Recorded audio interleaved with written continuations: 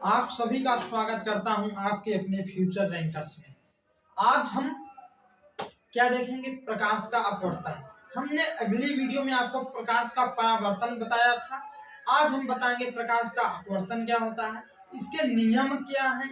इनके दो नियम हैं, उसे आपको अच्छी तरह से बताऊंगा। इसके साथ आपको बताऊंगा स्नेल का नियम क्या है। तो ये सब आज की वीडियो में हम लोग क्लियर करेंगे। तो चलो हम बिना कोई देरी के वीडियो को स्टार्ट करता हूं और आपको अच्छी तरह से समझाता हूं। तो पूरा वीडियो लास्ट तक देखिए, बहुत मजा आएगा और आपको बिल्कुल एक एक कॉन्सेप्ट समझ में आएगा। तो चलो देखो क्या ये होता है प्रकाश का परावर्तन। प्रकाश का अपवर्तन। प्रकाश का परावर्तन हमने अगली वीडियो में किया है क्लास में। तो प्रकाश का अपवर्तन क्या होता है? जब प्रकाश किसी एक माध्यम से दूसरे माध्यम में जाता है और वह अपने मार्ग से विचलित हो जाता है तो क्या होता है? प्रकाश का अपवर्तन हो जाता है। कहां पर होता है? जब प्रकाश क्या करे, एक माध्यम से दूसरे माध्यम में जाए और वह अपने मार्ग से विचलित हो जाता है तो क्या होता है? प्रकाश का अपवर्तन होता है। वहां पर देखिए, हमारा ये प्रकाश के अपवर्तन के बाद हमारा दो कंडीशन बनता है कि प्रकाश का अपवर्तन किस किस तरह होता है।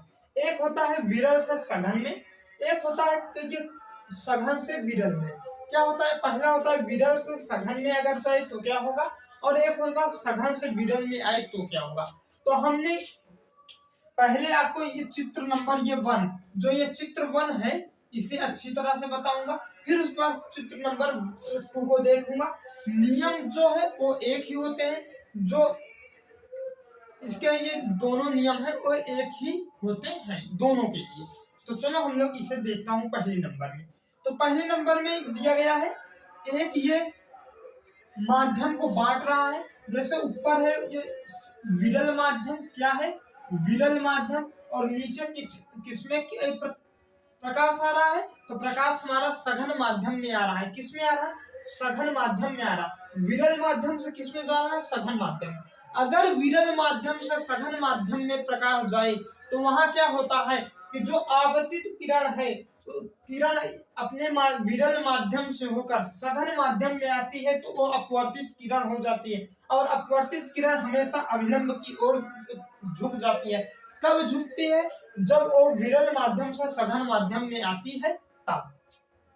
देखिए, ये जो प्रकाश है, सूर्य मान लो, सूर्य है, सूर्य की प्रकाश आ रही है जिसे हम लोग आपतित किरण कहते हैं। जो किरण आ रही है उसे हम आपतित किरण कहेंगे। ये सदैव अभिलंब के साथ मिलकर आपतन कोण एंगल आई बनाता है। क्या बनाता है? एंगल आई हमेशा बनाता है। फिर उसके बाद क्या हुआ? ये आपतन बिंदु, जहां पर आपतित किरण गिरती है उसके बाद उसका यह परावर्तन या अपवर्तन होता है। वहां जब जिस बिंदु से पर गिरती है उसे क्या कहते हैं? उसे आपतन बिंदु कहते हैं। उसे क्या कहते हैं? आपतन बिंदु कहते हैं। आपतित किरण जो आपतन बिंदु पर आ गिरा, फिर उसके बाद क्या हुआ? वो अब सघन माध्यम में जा रहा, उसका अपवर्तन हो रहा है। तो क्या हो करेगा? जो अभिलंब है उसके ये नजदीक आएगा। अगर ये क्या होता, सघन माध्यम से विरल माध्यम में आता तो ये फैल जाता। पर जब विरल माध्यम से सघन माध्यम में आएगा तो ये अभिलंब के पास आएगा, अभिलंब से दोस्ती बनाएगा, अभिलंब के नजदीक आएगा। तो अभिलंब क्या है? तो ये जो ये है, इसका नाम N1 रख दिया जाए। ये N1 जो है ये अभिलंब है। क्या है? अभिलंब है। और अभिलंब के साथ सदैव अपवर्तित किरण एंगल R बनाती है। क्या बनाती है? एंगल R बनाता है। सदैव क्या?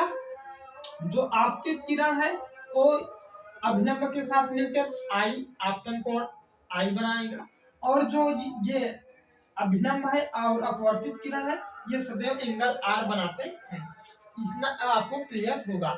तो यहाँ पर एंगल I नहीं, यहाँ पर I मान लीजिए, यहाँ पर R मान लीजिए, एकदम परफेक्ट होगा। फिर उसके बाद हमारी दूसरी कंडीशन क्या बनता है?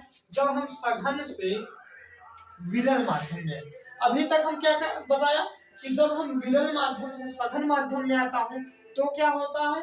और जब अब हम सघन माध्यम से विरल माध्यम में आऊंगा तो क्या होगा। वह हमने वायु से कांच में आया, अब कांच से प्रकाश को वायु में लाएंगे तो क्या होगा। तो जब ऐसा कुछ आपको दिखे तो आपतित किरण वही रहेगा, तो अभिलंब के साथ मिलकर एंगल आई, आपतन कोण आई बनाएगा। और फिर उसके बाद क्या होता है कि जब ये कांच से ये सघन माध्यम से विरल माध्यम में आएगा तो ये अपने मार्ग से विचलित तो होगा, क्योंकि यहाँ पर क्या हो रहा है, अपवर्तन हो रहा है, विचलित तो होगा, पर ये क्या होगा, अभिलंब के पास ना आकर अभिलंब से दूर भागेगी, अभिलंब से क्या करेंगे तो अभिलंब को छोड़कर भाग जाए। पर इसके बाद ये क्या होता है, ये अपवर्तित किरण जो है वो अभिलंब से दूर भागती है और अभिलंब इसके गए और अपवर्तित किरण और अभिलंब मिलकर यहाँ पर जो अपवर्तित कोण है उसे आर बनाते हैं। यहाँ पर भी ये जो बिंदु है इसे हम लोग आपतन बिंदु से दर्शाएंगे, क्योंकि यहाँ पर आ रही है किरण गिर रही है, जहां पर किरण गिरती है उसे हम लोग आपतन बिंदु कहते हैं, क्योंकि वहां पर आपतित किरण गिर रही है तो आपतन बिंदु कहलाएगा। यह सदैव क्या करेगा, सघन माध्यम से अगर विरल माध्यम में जाएगा तो अभिलंब से ये दूर भागेगा अपवर्तित किरण। इतना आपको क्लियर हो गया होगा। हम ज्यादा चल फिर नहीं पा रहा हूँ क्योंकि मेरे पैर में बहुत ज्यादा चोट लग गई है, जिससे वीडियो बनाने में बहुत दिक्कत हो रही है। तो आप लोग इतना ये क्लियर हो गया। अब हम लोग को क्या बता दूं, यहाँ पर बता दूं कि आपतन कोण क्या है, परावर्तन अपवर्तन कोण क्या है, इसे आप लोग देखिए। तो क्या यहाँ पर लिखा जाए आपतन कोण, क्या आपतन कोण, अगर आपतन कोण की बात करें तो ये एंगल आई है, आपतन कोण हमेशा आई होता है, और अपवर्तन कोण, अपवर्तन कोण, अपवर्तन कोण की बात करें तो वो आर हो जाता है। अगर आपको लिखने को आ जाए कि प्रकाश का अपवर्तन क्या है तो आप साफ साफ यही लिख देना कि जब किरण एक माध्यम से दूसरे माध्यम में जाती है तो अपने मार्ग से विचलित हो जाती है, इस घटना को प्रकाश का अपवर्तन कहते हैं। तो इस तरह आप लोग लिख देना, प्रकाश का अपवर्तन भी आपको क्लियर हो गया। अब हम लोग बता देता हूँ इसका दो नियम है और क्या क्या है। तो देखिए पहला नियम हो जाता है कि आपतित किरण, अपवर्तित किरण और अभिलंब एक ही बिंदु पर होते हैं। तो इसको आप देख लीजिए, यहाँ पर लिखेंगे हम लोग आपतित किरण, आपतित किरण अभिलंब कॉमा अभिलंब, आपतित किरण कॉमा अभिलंब, और क्या अपवर्तित किरण, और अपवर्तित किरण, किरण एक ही बिंदु पर होता है, पर होता है।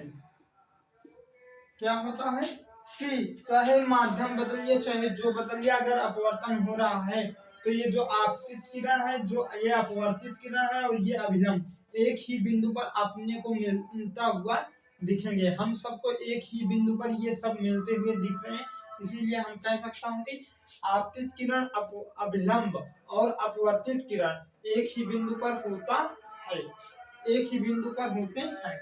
ये आप लोग लिख लिया। और दूसरा वाला नियम क्या होता है, दूसरा नियम हमारा क्या हो जाता है, तो दूसरा नियम हो जाता है आपतन, आपतन कोण की ज्या और अपवर्तन, अपवर्तन कोण की ज्या, जो हमारी आपतन कोण की ज्या है और जो हमारी अपवर्तन कोण की ज्या है, ज्या की ज्या का अनुपात, अनुपात एक नियतांक होता है, एक नियतांक होता है, चाहे प्रकाश है, ये चाहे जो इस रंग में होगा, आपतन कोण की ज्या जो है और जो अपवर्तन कोण की ज्या है उसका अनुपात जो होगा एक नियतांक होगा।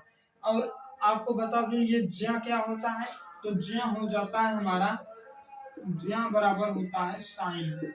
इतना आप लोग कंफर्म रखना। तो यहाँ पर क्या कह रहा है, आपतन कोण की ज्या, तो आपतन कोण की ज्या क्या है, साइन आई है, और अपवर्तन कोण की ज्या क्या है, तो साइन आर है, साइन आर है।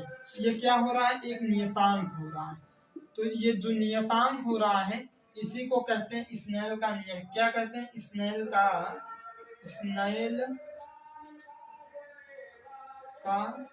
नियम। क्या कहते हैं, स्नेल का नियम। स्नेल का नियम भी यह हमने अगली वीडियो में आपको बताया था कि जो यह होता आपतन कोण की ज्या और अपवर्तन कोण की ज्या के अनुपात जो होते हैं एक नियतांक होता है, इसलिए साइन आई बटे साइन आर बराबर नियतांक हो जाता है। और इसी को क्या कहते हैं, स्नेल का नियम कहते हैं। आप लोग को हमने स्नेल का नियम भी बता दिया।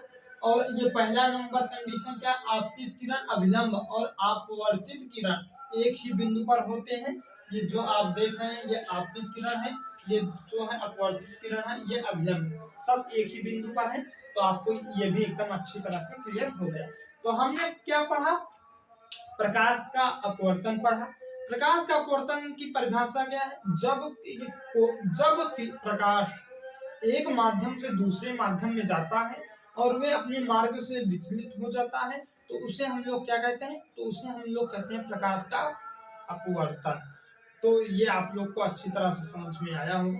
अगर वीडियो पसंद आए तो लाइक करना दोस्तों, अपने दोस्तों में शेयर जरूर करना, कमेंट में बताना कि अब कौन से टॉपिक पर वीडियो लाया जाए। और चैनल को ये सभी लोग सब्सक्राइब करना, अपना साथ ये दीजिए। फ्यूचर रैंकर्स आपके लिए 24 घंटा है, कभी भी आप कमेंट करेंगे तो आपको रिप्लाई जरूर मिलेगी। मिलता हूँ नेक्स्ट वीडियो में, तब तक के लिए धन्यवाद दोस्तों।